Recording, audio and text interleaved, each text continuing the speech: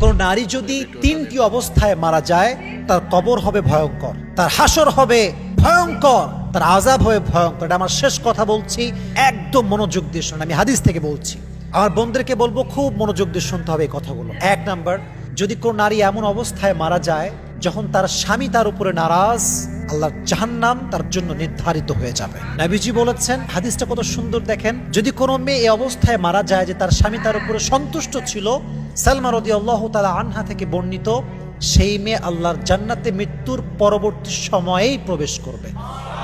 আল্লাহর হাবিব যখন জান্নাত এবং জাহান্নামকে ভিজিট করলেন, তিনি দেখলেন জাহান্নামের ভেতরে কিছু নারীর জিহ্বাকে বের করা হয়েছে, পুরো শরীরটা জিহ্বার উপরে চাপিয়ে দিয়ে তাকে ঝুলিয়ে রাখা হয়েছে। নবীজি বললেন, এরা কারা? জিবরাইল, এরা কারা?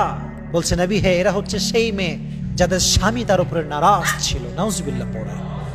তাহলে কোন মেয়ে যদি এই অবস্থায় মারা যায় যে তার স্বামী তার উপরে নারাজ, তাহলে সেই মেয়ে কি জান্নাতে যাবে না জাহান্নামে যাবে?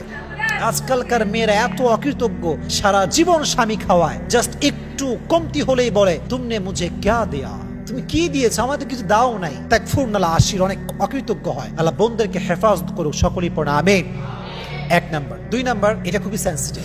যদি কোনো মেয়ে এই অবস্থায় মারা যায় যে তার টিকটক অ্যাকাউন্টে তার ভিডিও আছে, তার ফেসবুক আইডিতে তার বেপর্দা ছবি আছে, বাজে ছবি আছে, তার ইনস্টাগ্রামে আছে, তার ফেসবুকে আছে, তার টুইটারে আছে, তার টিকটকে আছে, তার ইউটিউবে আছে, তার এই অঙ্গ ছবি যতবার মানুষ দেখবে ততবার তার কবরে কবিরা গুনাহ আছে না নাই? মনে করেন আমি একটা ফ্যান দিলাম মসজিদে, দিস ইজ কল্ড সাদাকায়ে জারিয়া। যতবার মানুষ ফ্যানের বাতাস খাবে ততবার আল্লাহ তার সওয়াব আমার আমল নামায় লিখে দিবে। সাদাকায়ে জারিয়া, মরে গেলেও এটা চলে, কবরে অটোমেটিক যায়। আবার এমন কিছু গুনাহ আছে যে গুনাহ রেখে গেলে মানুষ দেখে আর অটোমেটিক তার গুনাহটা কবরে যায়। কোন মেয়ে যখন তার ছবি, আমি আমার বোনদেরকে মানে কেমনে বোঝাবো বলেন, মানে এটার কোনো ভাষা আছে কিনা, I really don't know that. সামান্য একটা লাইক কমেন্ট পাওয়ার জন্য ধুমাইয়া আপলোড দেয়, শাড়ি পরার ছবি আপলোড দেয়, ঈদ আসলে ছবির ধুম ধাড়াক্কা লেগে যায়, কোন একটা হলিডে আসলে ছবির ধুম ধাড়াক্কা লেগে যায়। মনে করে কয়েকটা লাইক কমেন্ট হবে, সেটা আমাকে মেসেজ দিবে, টেস্ট করবেন না।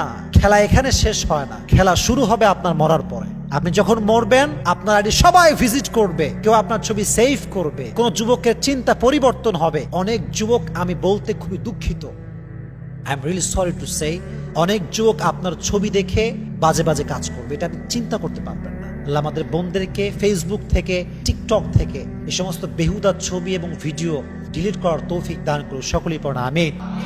আমরা কাউকে ঘৃণা করি না ভাই, কারোর প্রতি কোনো ক্ষোভ নাই। আমাদের কথা হচ্ছে একটা, just try to change yourself. যা হয়েছে হয়েছে, past is past, now is time to change. সময় এসেছে পরিবর্তন করবার। বলেছিলাম কয়টা বাকি আছে, কয়টা? এই যে বাকি আছে কয়টা? তাহলে 1 বলেছিলাম, যেই মেয়ে মারা যায় স্বামী নারাজ। 2 নাম্বার, যেই মেয়ে মারা যায় তার ফেসবুকে টিকটকে ভিডিও আছে, সে কি আল্লাহর জান্নাতে যাবে না জাহান্নামে যাবে? জাহান্নামে যাবে। 3 নাম্বার, লাস্ট পয়েন্ট, এরপর আমরা দোয়া করব। যদি কোনো মেয়ে এই অবস্থায় মারা যায় যে তার অনেক জায়গায় অ্যাফেয়ার ছিল, অনেক যুবকের সঙ্গে হারাম রিলেশন ছিল, she will enter in the hellfire after the death। সে মৃত্যুর সাথে সাথে জাহান্নামে যাবে। কারণ শেষ ভালো যার, শেষ ভালো না যার, কিছুই ভালো না, শেষ ডিপেন্ড করে। হাদিসে এসেছে কোন মানুষ, এটা শুনবেন ভালো করে, কোন মানুষ আজীবন কাফের ছিল, তার মৃত্যুর জাস্ট 2 ঘন্টা আগে সে কালেমা পড়েছে, তারপরে মারা গিয়েছে, সে জান্নাতে প্রবেশ করবে। শেষ ভালো যার, সব ভালো তার। আমার বোনদেরকে বলবো, যুবকদেরকেও বলবো, যা হয়েছে হয়েছে, জাস্ট ব্রেক ইউর রিলেশন, শেষ করে দাও। আজকে মরতে চাই হালাল ভাবে, হারামে থেকে মরতে চাই না। আল্লাহ আমাদের সমস্ত বোনদেরকে বোঝার তৌফিক দান করুক, পড়া আমিন।